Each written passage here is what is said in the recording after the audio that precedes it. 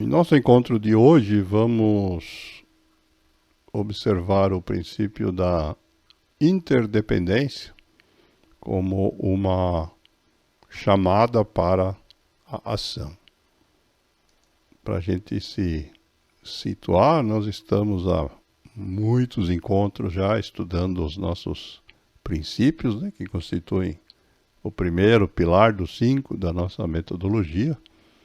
E o princípio da interdependência é o 6º, um total de 10, que diz que o nosso comportamento é interdependente com o daqueles que convivemos. Nós já analisamos, né, essa questão sob vários ângulos, nos vários ambientes onde a gente interage, e analisamos nos últimos encontros uma série de reflexões de pensadores de inúmeras correntes a esse respeito, né, como que isso funciona. E vamos fechar esse assunto então com alguns conceitos, alguns pensadores também, e verificar então como que isso se trabalha na prática, né? Quando a gente interage com outras pessoas, uma das coisas que acontece é aquilo que em inglês se chama de feedback, ou se a gente for traduzir a palavra, né, em português seria a retroalimentação. É uma palavra pouco usada, mas essa é a tradução. Então, o que acontece? Nesse momento que os outros manifestam para a gente as suas críticas ou elogios, seja de forma formal ou informal, dependendo do ambiente onde a gente está, pode ser no trabalho, aqui no grupo de apoio. O que acontece é que nós temos então a oportunidade de refletir, né, de pensar e analisar o nosso comportamento, que determina então quem que de fato nós somos para os outros, e então observar o que a gente tem de vulnerabilidades e o que nós temos de pontos fortes e fracos.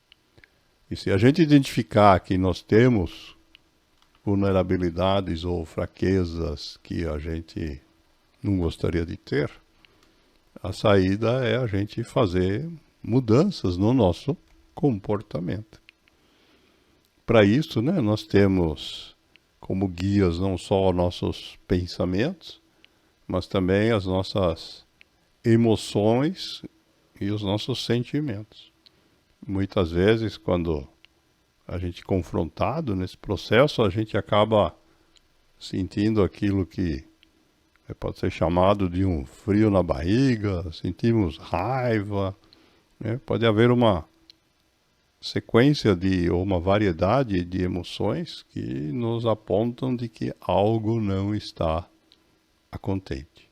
O que é importante é a gente estar consciente, né, de que isso está acontecendo e então está disposto a, de fato, encarar esses desafios através de mudanças. A forma como cada um de nós faz isso não é igual. Tem pessoas que precisam primeiro sentir e depois partem para a ação. Tem pessoas que ficam analisando o que está acontecendo por bastante tempo e depois, em base na emoção, toma a decisão. Já outros não, outros resolvem logo experimentar mudanças na ação para ver o que funciona ou o que não funciona. E tudo bem, cada um vai ter o seu próprio método para isso e, como consequência disso também, o tempo que cada um de nós vai levar para conseguir fazer essa mudança também não é padronizado.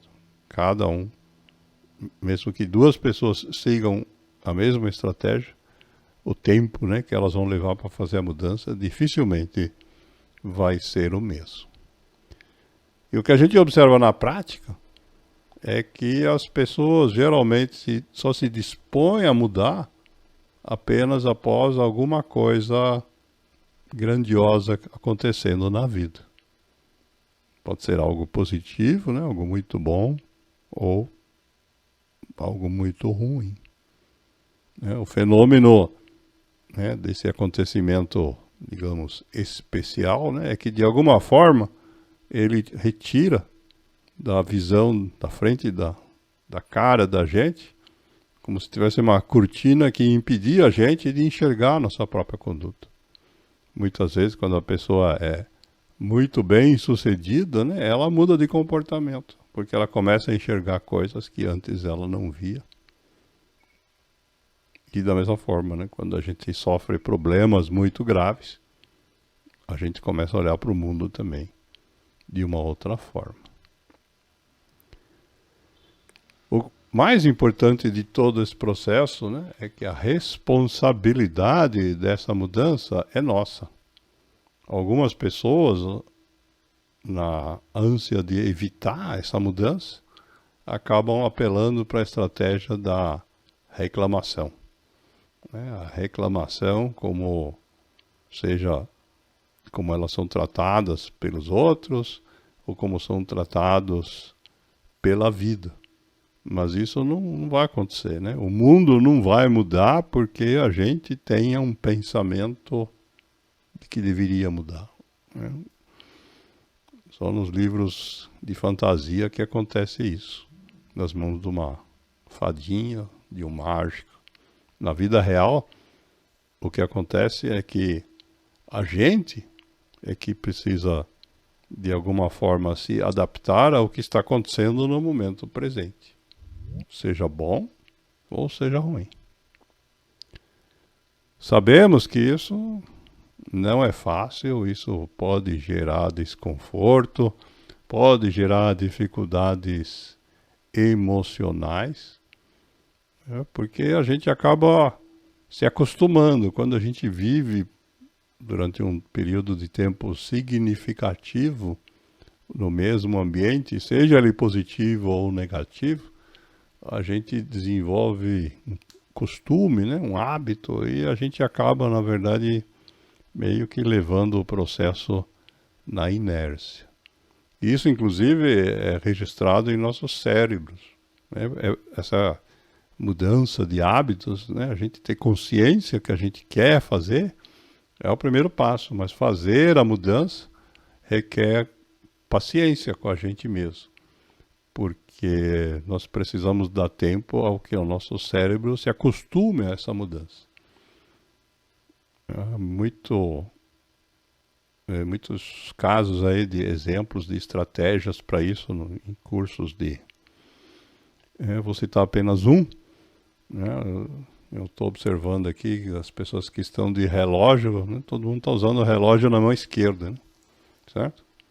Um desafio comum para a gente entender como que o cérebro acaba se acostumando é o seguinte: vamos combinar que a partir de agora, por 4 semanas, nós vamos usar os relógios na mão oposta àquela que a gente está usando. A gente vai ter que pensar, vai ter que acostumar no cérebro, e talvez amanhã, quando a gente acorde, a gente vai lembrar desse compromisso e vamos colocar o relógio na mão direita. Mas é altamente provável que nos dias seguintes, em algum momento, a gente tenha uma recaída. A gente perca esse processo de consciência e acabe voltando para a mão original. É uma coisa tão simples quanto decidir onde colocar o relógio. Imaginem quando se trata de fato de conduzir a vida, né? Então precisamos ser pacientes, né, com esse processo, né, e substituir esses hábitos, digamos assim, velhos, aos poucos. A gente não consegue fazer isso de uma vez.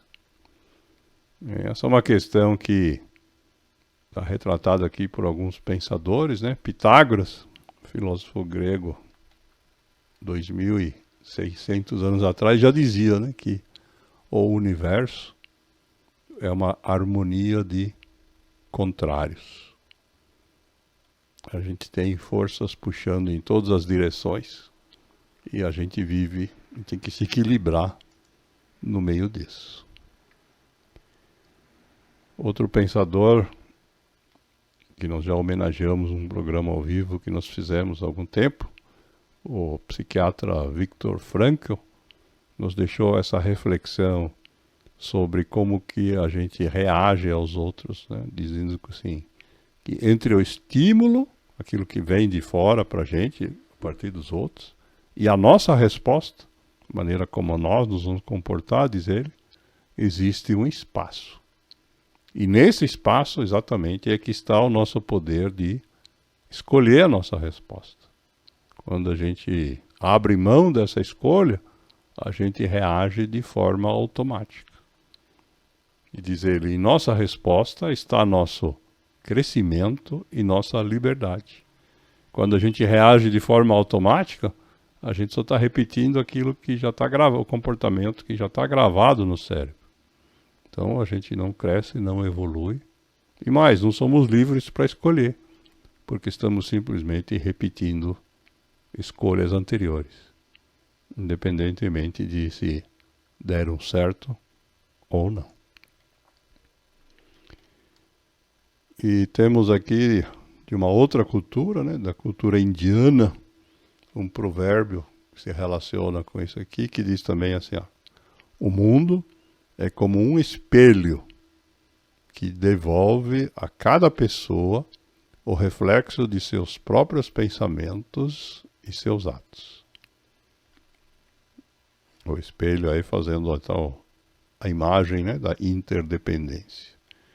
E continua dizendo, a maneira como você encara a vida é que faz toda a diferença. A vida muda quando você muda. Eu gostaria de frisar essa parte final. A vida muda quando você muda.